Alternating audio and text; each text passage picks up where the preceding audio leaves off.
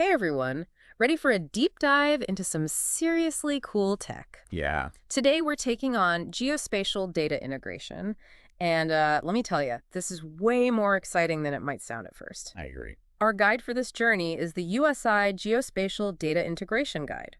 Great guide.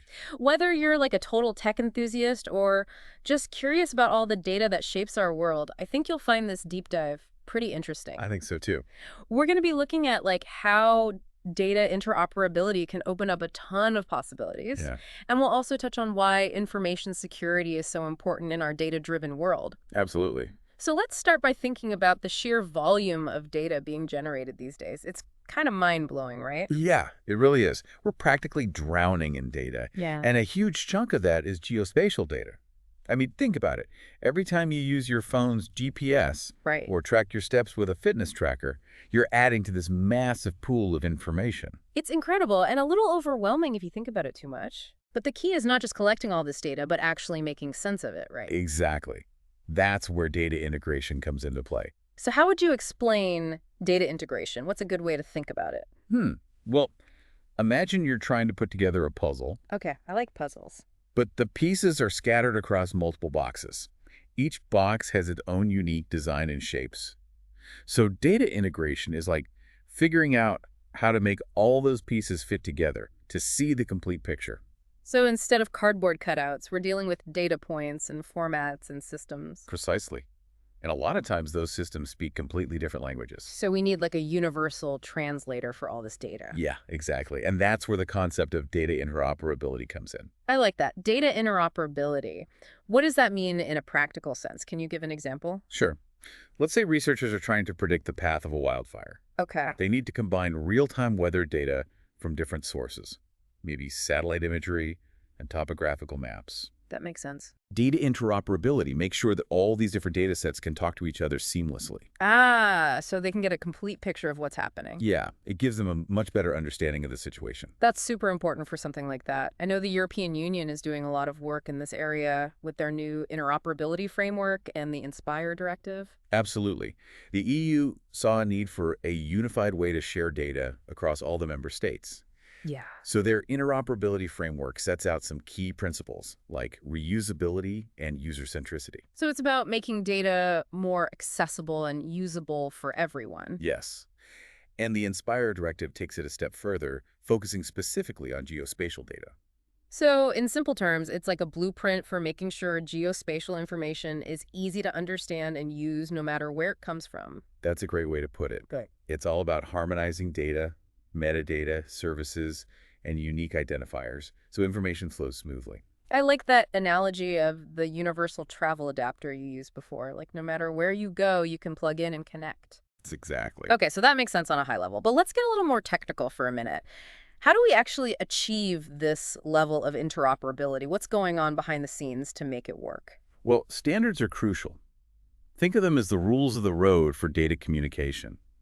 Organizations like the Open Geospatial Consortium, also known as the OGC, they develop open standards that make sure data can be shared and used freely, regardless of what specific software or platform someone's using. That's interesting, but why should the average person care about these open standards? Imagine a world where you're constantly battling with incompatible file formats and proprietary software. Oh, the frustration. Right. Your data is trapped in these specific systems.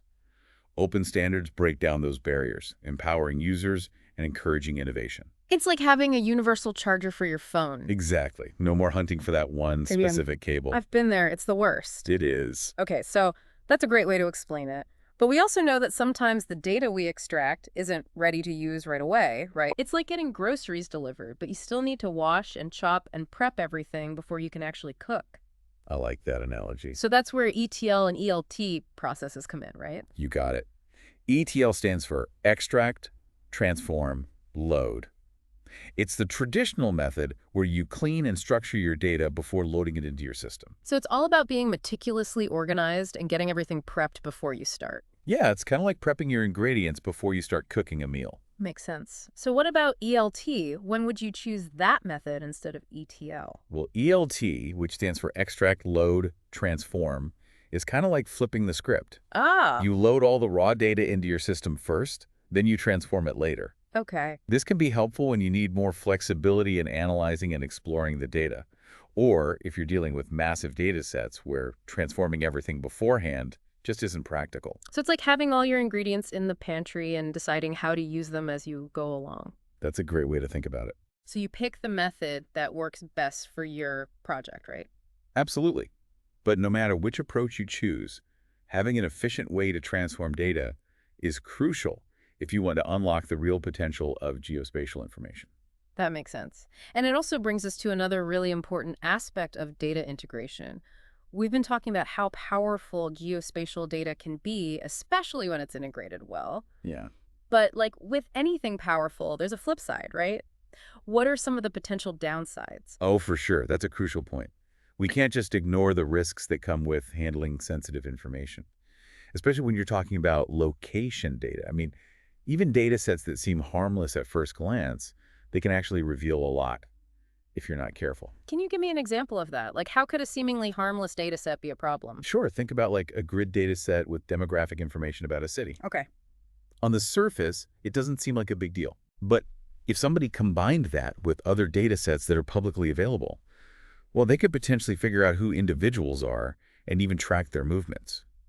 So even though the data itself isn't super revealing, you can combine it with other stuff to make it Exactly. problematic. That's kind of unsettling when you think about it. Right. It really highlights how we need to think about the ethical side of data integration. Absolutely. We have to be super mindful of how this stuff could be misused and make sure there are safeguards to protect people's privacy.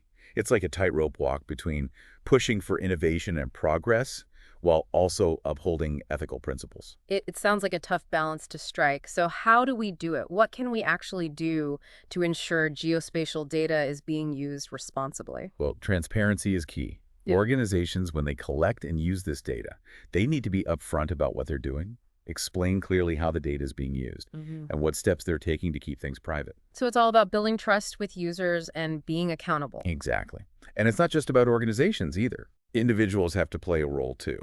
Okay. We all need to be more aware of our own data footprints, Hmm. Like think about the implications of just casually sharing your location info. It's like we all need to become more data literate, right? Yes. Understanding the language of data and how it affects That's us. the idea. And that kind of awareness, it empowers all of us to make informed choices about our data and to advocate for better data practices. It's amazing how these technical topics we've been discussing can have such a direct impact on our daily lives and the future of society. I mean, we're talking about everything from city planning and environmental protection to personalized healthcare and even smart cities. It's true. Geospatial data is becoming like this invisible thread that connects our physical world with the digital one. I like that, the invisible thread. Yeah, and how we choose to weave that thread, well, that's going to determine what kind of future we end up creating. Wow, that's powerful. This isn't just about bits and bytes. This is about shaping the world around us. Absolutely. And it's a responsibility we all share, whether Yeah. you're a data scientist developing some algorithm or a policymaker figuring out new rules, even if you're just someone using GPS on your phone. You're part of this. So, what can our listeners do to be more informed and involved in this conversation? I think a great first step is just being curious. Ask questions about how your data is being used. Yeah. Read those privacy policies. Okay. Get involved in conversations about data ethics. The more we all understand about this world of data, the better we'll be at navigating it responsibly. It really is like learning a new language. Exactly. The language of data. And once you start to grasp it, it opens up so many possibilities. Right. And who knows? Maybe you'll even discover a passion for data science or geospatial analysis along the way. These fields have incredible potential, and the demand for skilled professionals is only going to keep growing. That's a good point. Okay, so in this deep dive, we've explored the power of data integration. We've looked at how important interoperability and open standards are, and we even tackled those ethical questions surrounding geospatial data. Whew. It has been quite a journey, and we've really only scratched the surface of what's possible with geospatial data. I know. It's a field that just keeps evolving with new discoveries and applications popping up all the time. Before we wrap up, I want to leave our listeners with a question to think about. Okay. With so much geospatial data becoming available, what new possibilities and challenges do you see in your own life or your work? How do you think this invisible fabric of data, as you called it, how will it shape all our futures? That's a great question to ponder. And remember, the answers aren't just sitting out there waiting for us to find them. They're being created right now by people like you, people engaging with this data, asking the tough questions, and pushing the limits of what's possible. I like that. It gives me hope for the future. Me too. Well, it looks like we've reached the end of our deep dive into geospatial data integration. Time flies when you're having fun with data. It really does. I want to thank you for joining us on this journey. It's been an absolute pleasure exploring these topics with you. The pleasure was all mine. And to all our listeners out there, thank you for tuning in.